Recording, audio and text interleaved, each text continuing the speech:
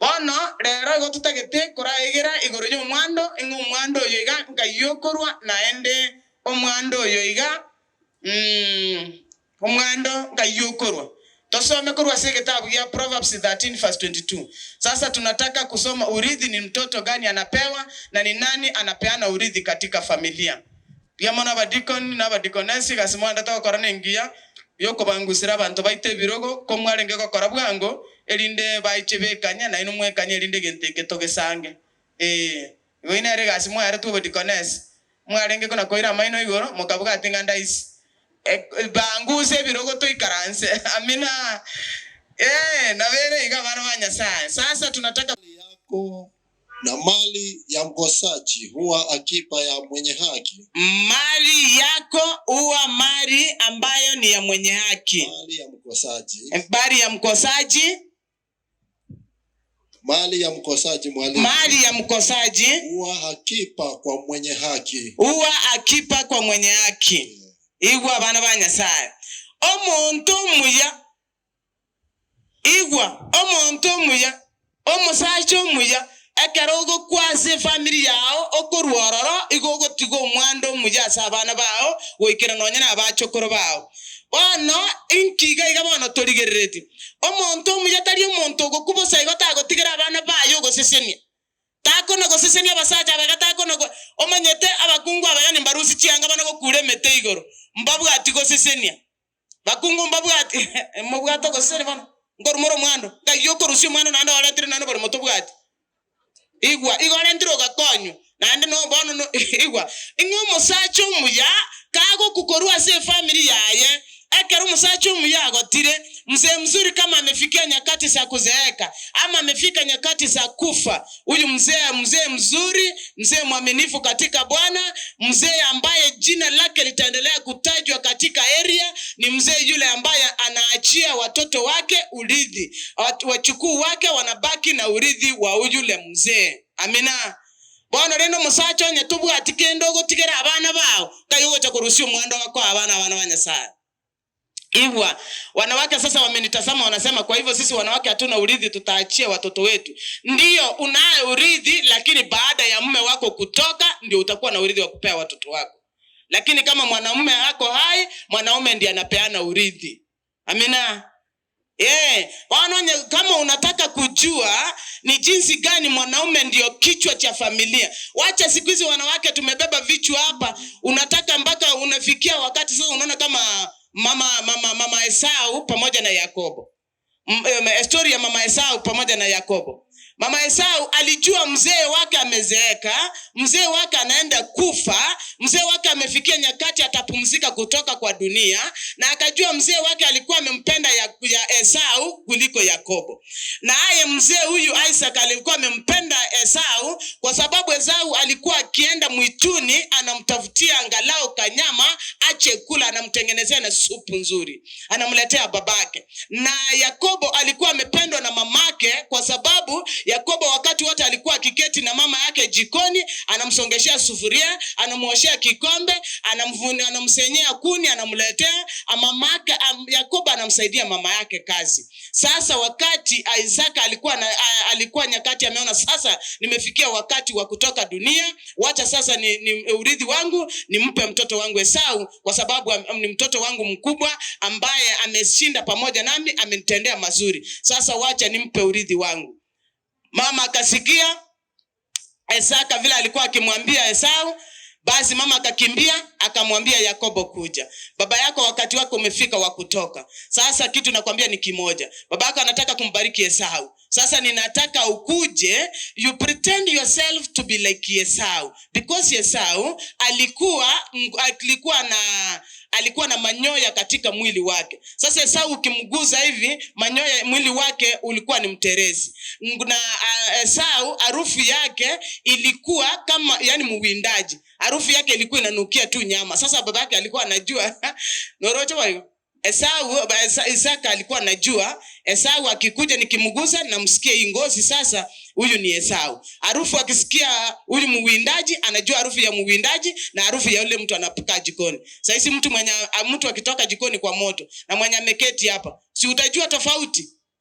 Utajua tofauti kwa sababu mwenye ametoka kwa moto ananukia nini? Moshi. Sasa mama ya Esau, mama ya Yakobo, watoto wote walikuwa wake. Lakini alipoona kwamba Esau anaenda kubarikiwa na baba yake, alipita kando, akamwambia Yakobo, nataka utengeneni kutupikia chakula kizuri, umpelekee baba yako, ili baba yako na uvalie nguo ya Esau. Uvalie nguo ya Esau. Na ile kondoo yenye ambayo walichinja, akachukua ile kondoo ngozi yake akamfungia vizuri, ili katika mwili wake uwe na manyoya. Yule mzee kwa sababu alikuwa ameseeka sana kiasi, alikuwa hata hana macho ya kuona. Ila tu alikuwa akimguza anasikia huyu ni Esau wangu. Yule mama akamwambia mtoto wake Yakobo, nenda sasa kwa baba yako, mpelekee hiki chakula kizuri nimekuandalia, ili akakupe urithi wakati huu kabla Esau hajakuja. Watoto wa Mungu. Igwe to makungo yina abwato mwana arenge ko mwana. Abakungo abagangira neli na abwato mwana arenge ko mwana.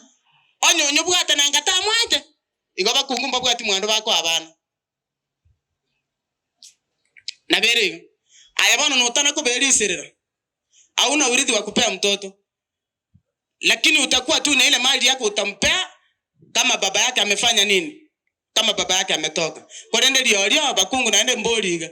Iratoka nende kwa rosi nibo. Tato yugo mwabo gakaro mutaro gati. Ndibo ne yao. Korende ngo kuogoji. Naende kwa rodo mwana yo moyo reriso. Wote naboko marangira mate tato mwana ne na rodo bodi ense yetindi ko bamoyo nko gendande ebinte biga bwatana lyo rakonya abana ba mino. Itali mwana kwa muriera. Ona ndingi mwakirira kiri.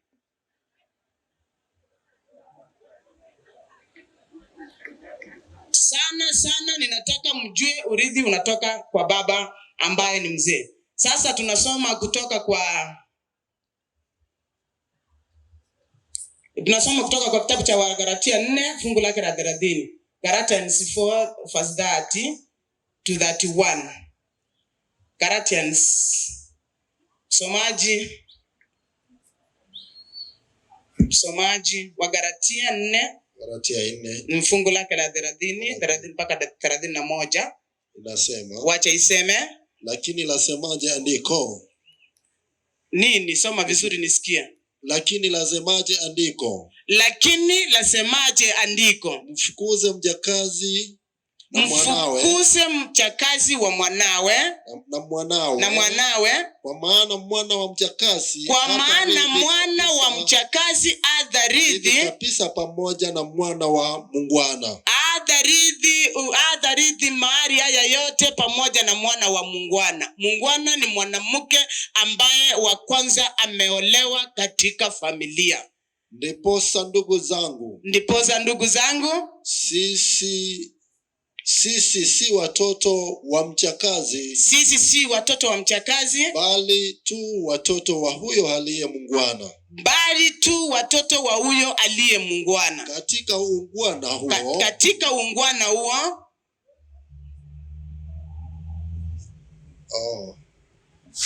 ikaishia hapo walimu. Okay, sawa. Yeah. Asante. Mahali kuna full stop unaweka ndio najua umefika. Sasa hawa watoto wamezaliwa kwa hii familia. Lakini kuna mtoto wa mchakazi. Huyu mfanyakazi amezaa mtoto pamoja na mzee. Huyu mzee wa boma. Hawa watoto wa hii familia ambaye wa mume huyu mke wake wa kwanza wahitaji kumfukuza huyu mtoto na mama yake, kwa sababu urithi huo hawezi akapokea urithi katika familia hii. Sasa nataka urudi nyuma msomaji, usome fungu la 27.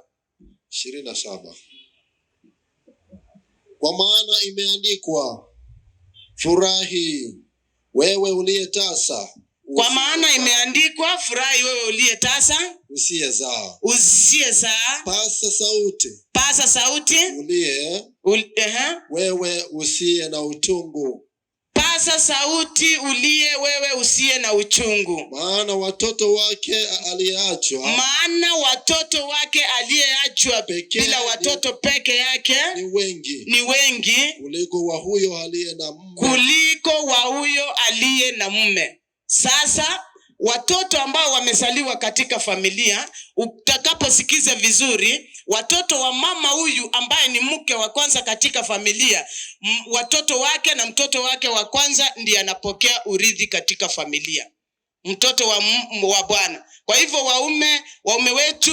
wanaume wetu mnasikia, hata kama umezaa watoto wako katika familia yako kwa mke wako wa ujana wako, imefikia wakati au mtaki huyu mwanamke, umepata huyu mke wa seresere hapa kwa maduka, hata ukimsalisha watoto wenye wamemea meno 40 hawezi wakapokea urithi wako. Mtoto wako wa kwanza ndiye atapokea urithi. Amina.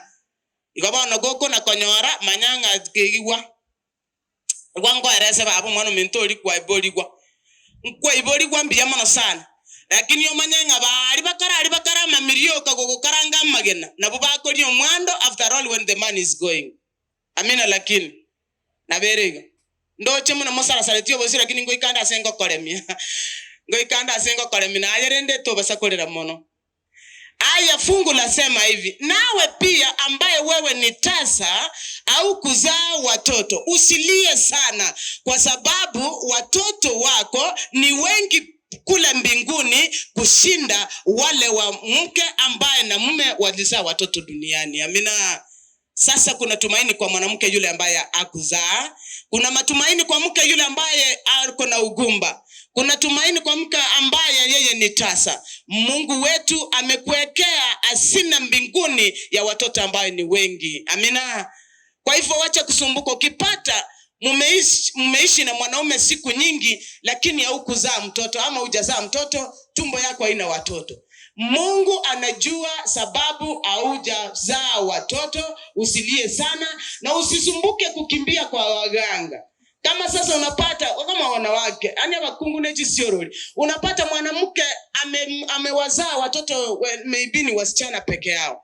Kama sasa kwa Wakisii tunapenda watoto wavulana, and obvious these are the blessings of the family. Amina. Lakini yes, ni unajua watoto wavulana wanakosa saa zingine kwa sababu tunakatakata. Nitikesho hata kesho ikiwezekana nitakusomea kifungu ambacho kinakataa family planning. Ndio bwana nini? Eke bungo ngara ogia family planning. Yawana, mwana Nyasaye kaneti abana wa Israeli. Wacha nikwambie kuna mafungu mengine, kaa chini soma Biblia.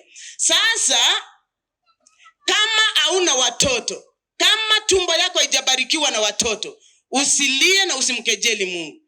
Wacha kukimbia kwa waganga hao ambao hata ninashukurika saa zingine naambiaga watu, mimi vile nasimama hivi mwanamke huyu, nikijua mbinguni sitaingia vile nimehubiri hivi, nikijua mbinguni sitaingia vile nimepokea taji kutoka kwenu nyinyi, jambo nitafanya katika dunia hili ni mpaka nife, kwa sababu najua mbingu sitaingia. Nikipata picha itanionyesha kwamba mbingu sitaiona, jambo nitafanya nzuri, nitakuwa mganga. Nkobu muragori asengi njoni matenga igorotinga kora gendo kiege inse ko manyanga nintene na mataba ugakira na kwa na bakya myoyara ntari korara botuko ntura tusange simichana intutura abogorera ni mwenye sawa itago tebanga tubebeane misigo sisi kwa sisi. Hebu njoo tubebeane. Tunabebeana hapa chini mpaka saa 3 saa 4 bado ninasinzia. Nikianza ati tunaomba ninasinzia, nikiomba nastukia, nikimaliza nikisema amina. Amina.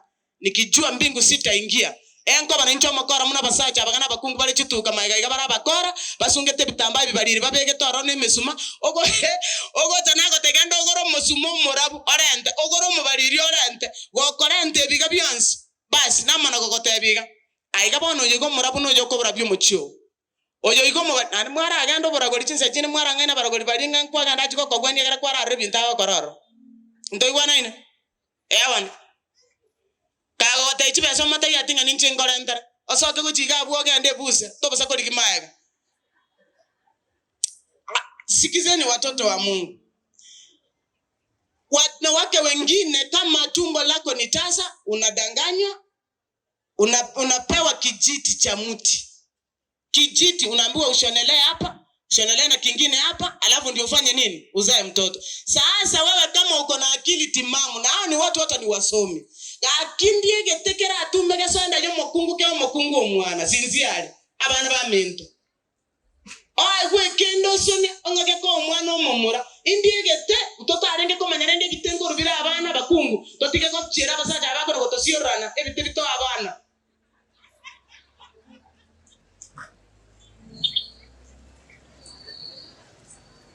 Yule ambaye ni mgumba usilie sana kwa sababu watoto wako ni wengi mbinguni. Amina. Ona bamwiborote mogo teba amina sodio yo more mabo tabwatia bana. Mogo teba amina sodio yo mwana ya chie tata nakanyora mwana miaka 10. Mogo teba amina hii nabonya sako ranga maina mwamororera mabera. Sasa mtapata amebarikiwa msichana wake amekuwa na mimba. Tusome kutoka kwa kitabu cha Deuteronomy 21:15 to 17. Deuteronomy Kumbukumbu la Torati ama naji? Ni Kumbukumbu la Torati. Sawa, soma 21 fungu la 15. Kumbukumbu la Torati 21:15. Iseme? Inasema hivi. Wacha iseme. Akiwa mtu yuna wake wawili. Akiwa mtu na wanawake wangapi? Wawili. Anataka kuacha ako na bibi na watoto, anataka kutoa wengine nje. Hiyo yote weka hapa kwa nyumba, badala unatoa huko nje inaenda kusurura ina baba yake.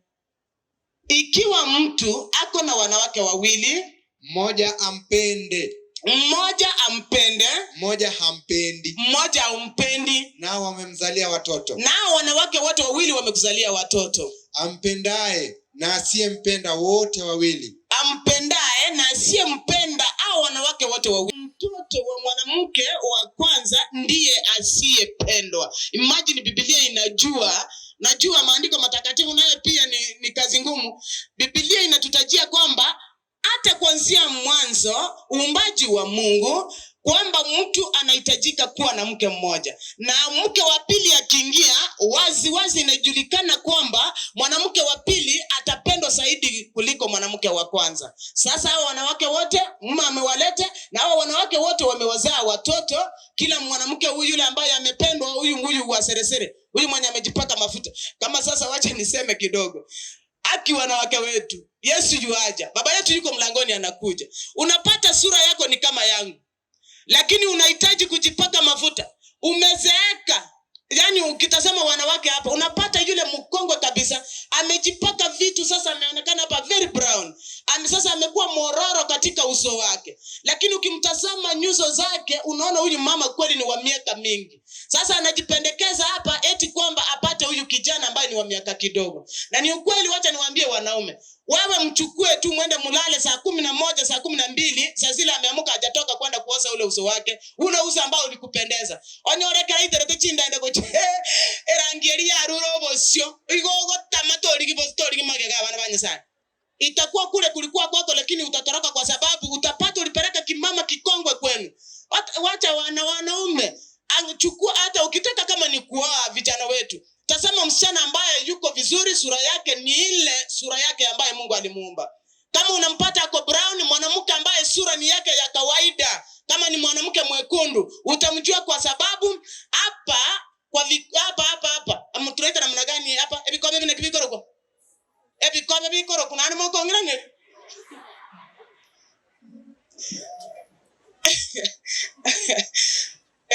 Lips, wameniambia inaitwa lips la Kiswahili. Sawa. Sasa unapata hapa hivi kwa mdomo wake, kama amejipaka uso wake umekuwa brown kabisa, ni ile mafuta ambayo yamempindua sura. Lakini hapa itakuonyesha kwamba huyu mwanamke sio mwekundu, alikuwa mblack kama mimi. Ukimtazama mikono yake, mikono ndio kwa sababu anajipaka yale mafuta yanaendelea kumguza.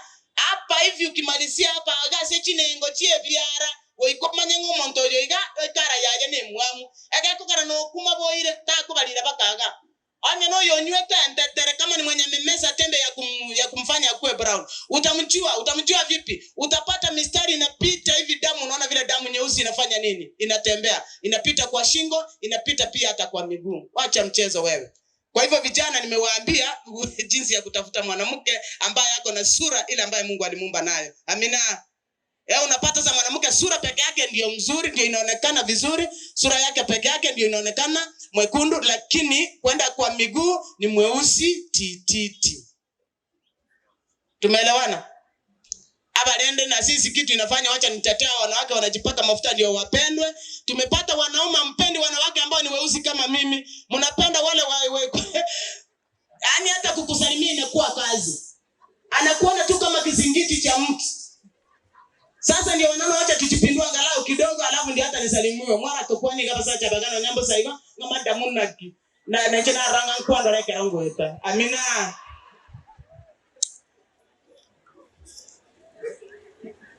Ulimaliza hicho kifungu? Tuendelea.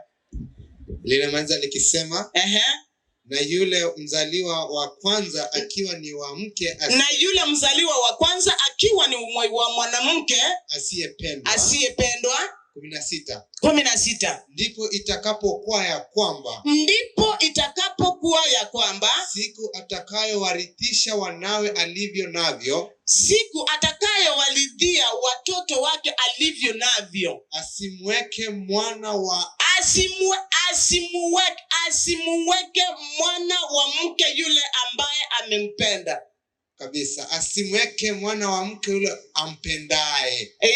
Yani kama mwanaume unataka kupeana urithi, usimpe yule mwanamke alikuwa akikukaangia mayai, anapewa na mwanamume wa kwanza saa 4 asubuhi. Kuna mwanamume anamletea mayai tray moja. Ikifikia saa 6 kuna mwenye anamletea maziwa imetoka huko Narok.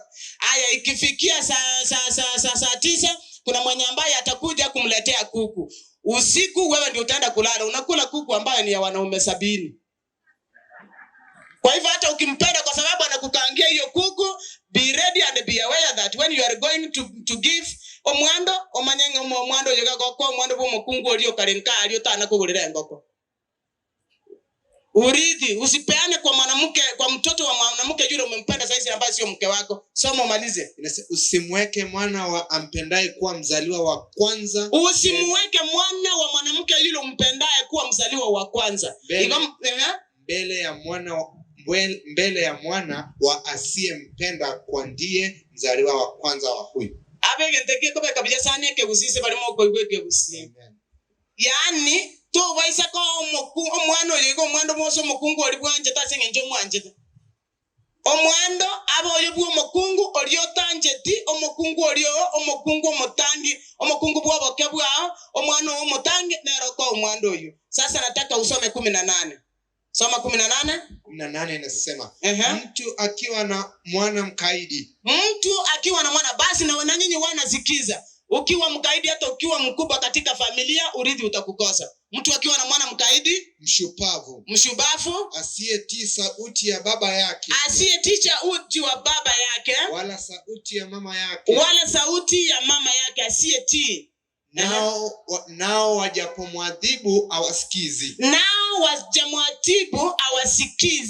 Ndipo babaye na mamaye na wamkamate na kumpeleka kwa wazee wa mji wake katika lango la mahali pake. Waambie wazee wa mji wake, huyu mwana wetu ni mkaidi, mshupavu, asikize sauti yetu, ni mwasherati tena ni mlevi. Waume wote wa mji wake na wamtupie mawe. Afe, ndivyo atakavyo ondoka. Ndio uchafu utoke katika familia. Amina. Uenda ikawa utakuwa na mtoto katika familia sasa. Urithi nadhani mumesikia mahali unapeana. Sasa uko na watoto kwa familia yako. Huyu mtoto sio msikivu. Huyu mtoto sio mtiifu. Hata ukimweleza unataka akae hivi na vile mtoto hataki. Huyu mtoto hatii baba yake wala mama yake. Watoto wangu ambao mko hapa mnasikiza. Kama hauwasikii wazazi wako, kama uelewi kile ambayo wazazi wako wanakuambia, baba au mama, wacha kumtetea huyu mtoto ambaye amekaa ni kisirani katika familia yako. Huyu mtoto kambebe, umtoe umpeleke kwa wazee wa mji. Wazee wa mji ni wagani? Wazee wa kijiji, wazee wa miji 10. Au umpeleke hata kwa polisi kwa sababu pia wao ni wazee wa kijiji. Huyu mtoto kama amekusidi asikii kile ambacho unamwambia, kamtoa ukampelekea kama ni wazee wa kanisa. Wazee wa kanisa wamneneze, wazee wa kanisa waongea pamoja naye, wazee wa kanisa wampe mawaidha ya kuishi. Huyu mtoto utakapochinyamasia, utakapo kimya na huyu mtoto mtoto ni mbaya. Utasikia Biblia imesema huyu mtoto ni mlevi, mtoto huyu si mtiifu, mtoto huyu asikii kile wazazi wanahitaji, mtoto huyu ni kahaba. Usinyamaze kama mtoto amekuwa mbaya. Biblia yasema huyu mtoto kamtoa ukampeleke kwa wazee wa kijiji. Wazee wa kijiji ukawaambie mtoto huyu nimejaribu hata kumwadhibu asikii. Na wazee wote wa kijiji waseme amina, wabebe mawe juu wamgonge hadi akafe. Bwana igwa. I'm not here to appeal that oituokwe. I'm not there to appeal that. Sikia sauti ya Bwana. Kuwa mtiifu kwa wazazi ambao walikuzaa wakakuleta duniani. Tena jana tulisema kwamba mtoto kama umebaki na mama yako mzazi peke yake, wenda ikawa wameshindikana na baba, wewe kaa mtulivu na tena mwaminifu na tena uwe msikivu. Kama sio hivyo, mama yako wenda ikawa akakuficha kwa mbawa zake, kwa sababu mama ni vigumu kusema kwamba mtoto wangu ni mjeuri, mtoto wangu ni mtukutu. Mama sio rahisi kusema. Ukipata mama amekuficha, mama atakuficha hapa, lakini ukitoka pale nje utaenda na utauawa. Igoko ikuitwe karota akorege ndokieke akarota igwera bana banyasai tako bisa akaru mwana rumobe tako bisa nonya koronyo ne kanisa muna bana torega iga tebia barandi tebia barisa tenga nimbwato mwana yomo o mwana yuga ko na konyo marubi tako kiranga bana chekonda motikonesi tingo na kokwana tikana kuma misega tena ko bisa Brian yone o ko bisa Brian mambiende Brian ga ko ya Musa achichege ga so musangirira kano igora ko so kinanda ko tabatinga ncheno yo ganginesi ganginesi yone mama no motikonesi atakuja hapa. Kwa hivyo jambo nzuri ni ile sema kwa wazee, ambao wazee waendelee kumwelekeza huyu mtoto aendekawa akasikia. Asiposikia basi dunia itakuchukua na sasa utapata lawama. Twende katika kitabu cha Numbers 36 verse 1 to 3. Hebu kaisome kwa haraka. Inasema, wacha iseme. Kisha wale wakuu wa nyumba za baba ya jamaa ya wana wa Gileadi. Rudi kwanza soma 27 3. Uteremke kidogo na uende kwa haraka sana. 27:3. Inasema hivi. Wacha iseme. Nasema 3. Aya, baba yetu alikufa nyikani. Baba yetu alikufa nyikani. Naye hakuwamo katika mkutano wa hao. Naye hakuwa katika mkutano wa hao. Wa hao waliojikutanisha kinyume cha Bwana. Hao waliojikutanisha katika kinyume cha Bwana. Katika mkutano wa Kora. Katika mkutano wa Kora. Lakini akafa katika dhambi. Zake mwenyewe. Naye alikuwa hana wana wa kiume. Umefikisha 3. Nimemaliza 3. Sawa, sasa achia hapo. Sasa hapa kuna mzee mmoja ambaye alikuwa anaitwa Seloveadi. Seloveadi alikuwa na watoto wasichana 5. Seloveadi huyu mwenye wasichana 5, Seloveadi akafa na alikufa kwa dhambi zake. Seloveadi alipokufa, sasa imefikia wakati ndugu zake wanapeana urithi ambaye ni wa shamba. Wasichana wa Seloveadi wakaja wakasimama kwa malango pale kwa hema, wakaambia wazee wale ambao ni baba zao, wakawaambia ndio mwataka kugawana mahari haya, lakini tunahitaji sehemu ya baba yetu.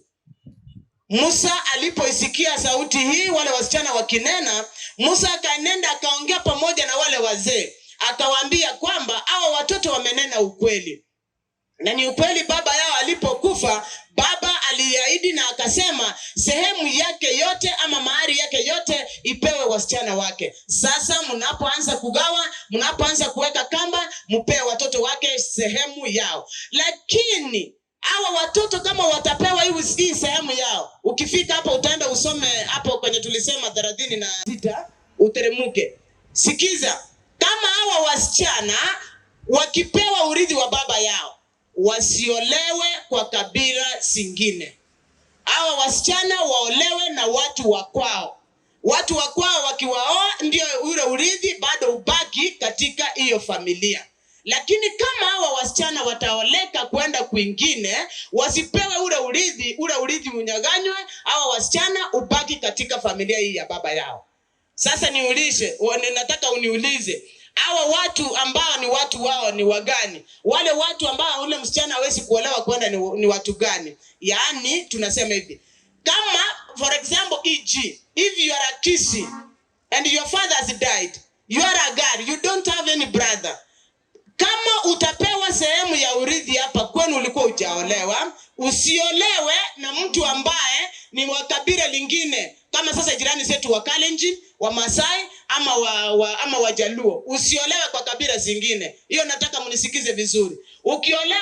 Ukiolewa na wale wengine watakuja kunyakua urithi wetu. Kwa hivyo haitakiwi kwamba yule atoke kule, yule Mjaluo, yule Mkalenjin ama yule Mkisii atoke hapa apeleke aende kule mwanamume aende kula urithi huko kwa baba yako. Hapana. Utaolewa na Kisii hapa na urithi wako ubaki hapa. Amina.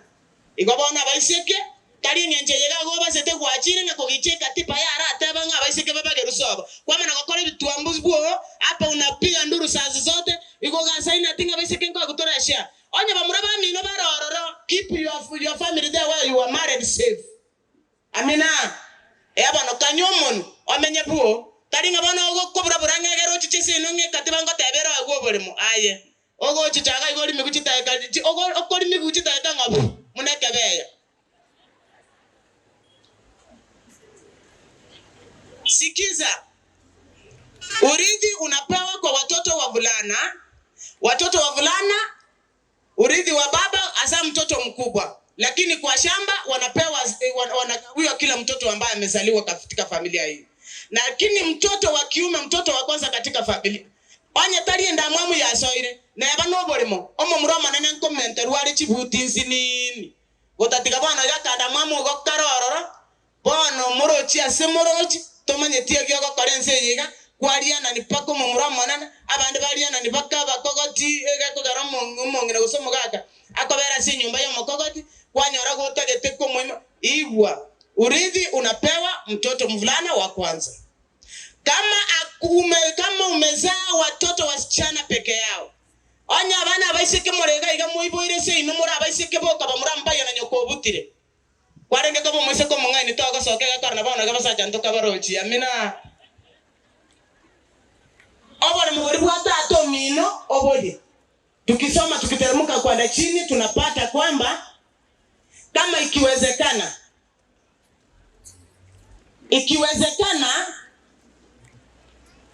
unahitaji kama umekufa tena, pia kuna ambaye ana watoto. Kama hukujaliwa kuzaa watoto kabisa, wewe ni mgumba, shamba lako linagawiwa ndugu zako. Omosaja, wewe mme, kama umekufa bila kuzaa watoto au kuwa na wasichana au kuwa na wavulana, umekufa bila watoto, bila familia, jambo zuri ndugu zako wagawane lile shamba lako. Kama ndugu zako hawatagawana hili shamba, kama hauna ndugu, ulikuwa wewe peke yako na hukuzaa watoto kabisa, wavulana pamoja na wasichana, na kama hakuna ndugu yako ambaye atachukua ile share yako ya shamba, share yako ya shamba itachukuliwa pamoja na ndugu za baba yako. Kama ndugu za baba yako hawapo, sasa itachukuliwa na yule ambaye atakuwa rafiki wa karibu. Amina. Ya wana tima etinga tekima tango cho tibake ke usina ngamo igubuja. Lakini rende gore ne mwara igure agara mwata tene Kiswahili moko iwa. Ewa. Hapa sasa itachukuliwa, utaisha sikiza. Sasa hapa tena kuna shida kidogo kwa Wakisii. Unapata mmebarikiwa amkuzaa watoto. Bibi ana watoto kabisa. Amkuzaa kabisa. Mungu aliwaumba hivyo. Kuna ndugu zako katika familia. Ndugu zako baba amewajalia. Ndugu zako Mungu amewajalia, wamezaa watoto.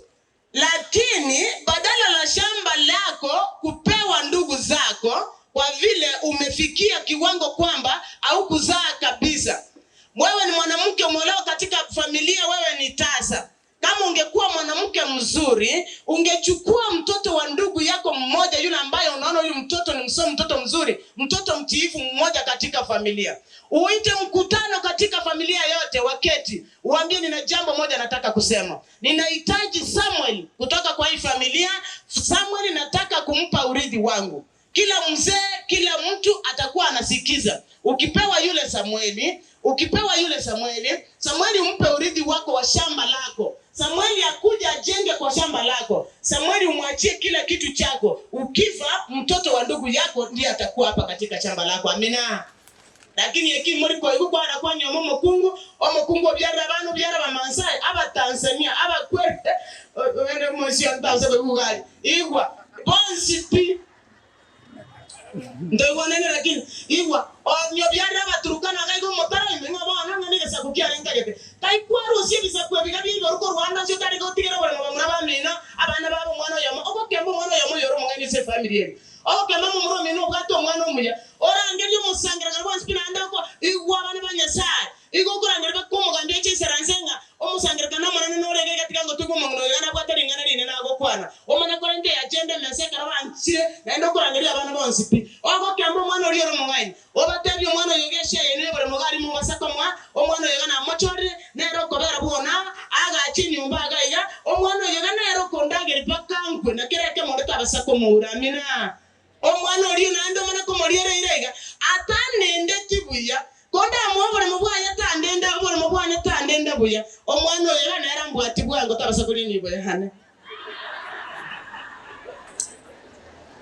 Lakini tituyo sokurageria abana banyasa igo bono mbuya moyi wana se family diba gako ganda kobokoria makurunya wande gachimaga maga kwa mana korenda chimaga maga chema na gochaga igego chitinde tego chirigo senaki abana egwa abana banyasa. The Bible says aitaria yana ndo wana ina nimba yatagu musigwa akiri ona abakwara ntanga na manyinga ngo ikwarusia okay kwa barentire ngocha bare oyo ona arengo roga iga muka agacha no mwana ekerentane akaibora abande ekerentane kwangire nke gwakire gekamago gosa abantu bamino bangire ekerentane nke gwakire gekamago moni gwatara kine kwamanyira gwekabano ugegera taibore tipi omanyira kwanda nyomra ba Maasai ko rwari orentire ga ba Maasai baramba basa kwego bako babori ngana kimo babasire no batera ngo batogi igwa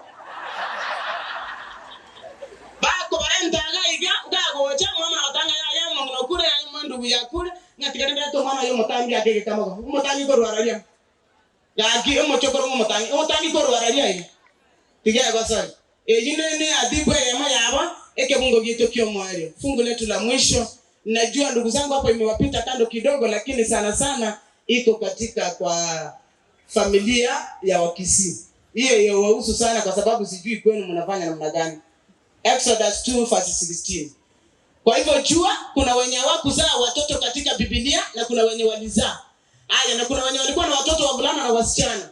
Na kuna wenye walikuwa na wasichana peke yao. Sasa tusome hicho kitabu cha Exodus 2:16. Inasema, wacha iseme, basi kuhani wa Midiani alikuwa na binti kuhani wa Midiani alikuwa na binti 7. Nao wakaja wakateka maji. Nao binti hao wakaja wakateka maji. Wakazijaza birika maji. Wakazijaza birika maji. Wapate kunywesha kundi za baba yao. Amen. 17. Wachungaji wakaja wakawafukuza. Lakini Musa akasimama akawasaidia. Akalinywesha kundi lao maji. Walipofika kwa Ruheli baba yao. Akasema hivi, imekuwaje hata mkanywesha ngamia zetu maji mkarudi haraka hivi leo? Wakamjibu, Misri mmoja alituokoa katika mikono ya wale vijana huko mtoni. Tena zaidi ya hayo akatutekea pia maji. Akalinywesha kundi letu. Akamwambia binti zake hata uachie hapo. Amen. Nilikuwa nataka tu 16 na kuongezea 17. Kulikuwa kuhani mmoja wa Midiani. Huyu mzee wa Midiani, kiongozi huyu, alikuwa na wasichana peke yao, wasichana 7. Hakuzaa msichana. Hawa wasichana katika familia ndio walikuwa wakienda wakipeleka ngamia zao, mifugo yao mtoni, wanaenda kunywesha maji. Lakini walipokuwa wanafika pale kwa mto, wanapata mto imefurika na watu pamoja na mifugo zingine. Na wale ambao wako na hizi mifugo ni wale vijana ambao wamezaliwa wenye nguvu kwao, ndio wako pale mtoni na mifugo yao wananywesha maji. Wale wasichana ikiwa wametangulia pale mtoni, wale vijana walikuwa wanawafukuza kwanza walete ngamia zao na mifugo yao kwanza inywe maji. Siku moja walipopeleka hao mifugo zao, walipofika pale mtoni wakafukuzwa. Lakini walipofukuzwa, kumbe Musa ambaye ni Misri, Musa alikuwa ameua Misri mmoja, akaja hapa akatorokea kwa kina wao wasichana. Sasa alikuwa kule mtoni tu, ametembea muda mrefu, amechoka, akanywa maji, akaketi. Alipoketi pale akapata wasichana wakikuja, wasichana 7. Hao wasichana wakiwa na mifugo ya baba yao. Wale vijana wakawafukuza ili wanyweshe kwanza zao, ndio hao wasichana wakimaliza ndio hao wasichana waingie mtoni. Musa akawaambia sio vile mnadhania. Hebu nyinyi ondokeni hapa, simama pale na ngamia zenu, wacha hao wasichana kwanza wanyweshe hizi ngamia zao, wakiondoka ndizo zenyu sinywe maji. Amina. Aba kusiba ko tabanga na kiwana. Ensi nyere ne tari. Ya? Ensi nyere tari na bamura. Ensi nyoma na gokwana, very good. Ensi nyoma na gokwana na bamura batakora tiki. Ono asinye njaba isika abaira batabwate tatomu batabwate mu muromo abo mbabwate mu muromo abo ona asinye njaba batabwate mu muromo abo ngo ikaroche aba mura bari so abo bari n'ikinguru nigo barenge ko baseria ende bara etu amana ko bana kera Musa atekeroche Musa akarara ndiri abisike bari akaetugo yaba maji. Wale wasichana waliporudi nyumbani kwa haraka, baba yao akawauliza hivi, leo mmefanya namna gani mkanywesha ngamia zetu maji kwa haraka? Mmefanya namna gani mifugo yetu ikapata maji kwa haraka mkarudi? Wale wasichana wakamwambia baba yetu, tulifika mtoni tukapata Mmisri mmoja. Huyu Mmisri akatuchotea maji wale vijana walipokuwa wametukimbisha. Ngamia zetu zikanywa, mifugo yetu ikanywa, tena pia akatuchotea katika mitungi yetu ikajaa, tukawaacha sasa mtoni wale vijana wakiendelea. Ndiyo sababu imefanya baba yetu tukakuja haraka.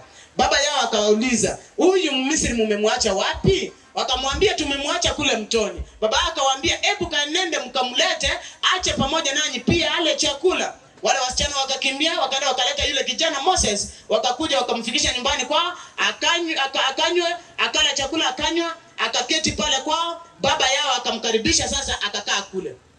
Wacha niwaambie, huyu mzee sasa, mzee huyu hakuwa na mtoto kijana. Sasa ndio ninawapa tumaini wale wanawake ambayo umewazaa wasichana 5, hakuna mvulana. Umewazaa wavulana 7, wasichana 7, hakuna msichana, hakuna mvulana. Usife moyo. Baba yetu anajua. Au sasa ndio tutasema watoto ni watoto. Sasa wakifika hiyo namba. Lakini sio kala unatuzalia kamoja hapa alafu unatuambia ati mtoto ni mtoto. Ya. Kama ukweli tumbo yako sasa ikupata watoto mpaka umefikia umeacha kuzaa kabisa, tumbo yako haina mtoto mvulana, uacha kwenda kutafuta waganga wakupe mtoto mvulana bana banya sana. Tako ngene liko gendo montako ngene ako soneregete. Na batabi manyanga igoro tingochi. Engo chata kubaragora muna morega ngigorege gachituka bakungu na abanyora ngigore tuka ga mana korika muruganga maarumu kutoka kule Tanzania Mwanza. Mama maarumu, kama nguvu za kiume zimepotea, tafuta huyu mama. Kwarunda gocha orusi chinche chikachyo mubuko chirochyonya, lakini nguruchi ya kiume tingo korage ndokienye. Taingo chirusi nchenya saa kimanyete na igorote koratiki. Igorote ya bana banya saa. Iko wacha niwape tumaini wale ambao kama uko na watoto wasichana peke yao, watoto na wamekuwa zaidi ya 5, usife moyo. Hivyo jua mtoto mvulana mume wako hakuwa naye. Na tena wacha niwaambie wanawake, aba basacha na baliri omusacha pako yobwate chidihiri igago serio mokungo makore divorcing atara moibero mwana omumura omusacha oyeganga ito goturoga kombita bukigwa someto nyatomanye tingo musacha ne aro korwa abana gaki inga yuta nyato mokungo yogachi korusia abana bamuronya yatoba bwati abana banyasaye tigachi sekinde to korra nyasaye gosori. Wanaume ndio wanapeana mbegu ya watoto. Amina. Wanaume ndio wako na mbegu ya watoto wavulana. Sasa mwanamke ukipata huko na watoto, msichana wa kwanza, msichana wa pili, msichana wa tatu, jua mwanaume wako amebarikiwa na watoto gani? Wasichana. Usife moyo. Wale wasichana wakae, uwatunze vizuri, uwasomeshe vizuri. Wale watoto, mwenye ataolewa olewe, mwenye atabaki nyumbani atachukua urithi wako. Amina. Mwishowe Musa alipoenda kwa yule mzee ambaye ni Jethro, yule mzee akamkaribisha kwake. Musa akakaa pamoja na yule mzee. Mwishowe yule mzee alimpea huyu Jethro. Sasa Jethro ni baba mkwe wa Musa, akampa msichana wake ambaye alikuwa anaitwa Deborah. Amina. Yes, Zipora. Amen. Zipora. Sasa alipompa huyu msichana wakaenda pamoja na Musa. Msichana akawa sasa ndio mke wa Musa. Huyu mzee Jethro akabarikiwa, akawa na kijana mkwe wake. Sasa father in law, son in law, akawa kijana wake. Musa alikuwa akimtembelea baba yake Jethro wakati hadi mwingine walikuwa wamependana na baba yake. Tena kitu kinanifurahisha sana, kama kuna hata mchungaji ama Morisia wakoniona Morisia omukungu ngo siora nale mukungu abere siora litotage tiko ibwera mukungu ngo chandale mukungu totage tiora ai kanisa ya Nyasaye. Mwanamke anakuuliza ati mchungaji, unaenda kila siku kwa kanisa kufanya nini? Sasa umeamka unaenda kuomba nini? Sasa unaenda wewe ndio tukukwani wewe ndio uko na kifunguo cha mbinguni. Huyo mwanamke kama wewe uko straight unataka kufanya kazi ya Bwana, huyo mwanamke wacha atembeze kiatu, ubaki umfanyie Bwana. Amina. Yabano matemano gabu mwakirire mpaka batebira. Amina. Ekero Zipora, Musa achite kurigeria, Musa akampata Deborah anataka kumsumbua. Na wana wa Israeli pia wanataka kumsumbua. Musa alimwambia Deborah, Zipora, tembeza kiatu kwenda kwa baba yako, niongoze wana wa Israeli. Amina. Akawaongoza. Alipomaliza ushindi, ndio baba yake Jethro akamchukua Zipora pamoja na watoto wake wale wavulana wawili, akampelekea Moses. Wakaenda kukutana sasa na kijana wake, akamwambia asante kijana yangu kwa ushindi mkubwa ambao umefanya. Nimeona umeshinda katika vita ambao ulikuwa na Wamisri. Sasa nimekuletea mke wako Zipora pamoja na watoto wako wavulana wawili. Wacha Mungu awabariki, na mengine sisi tutaendelea kesho.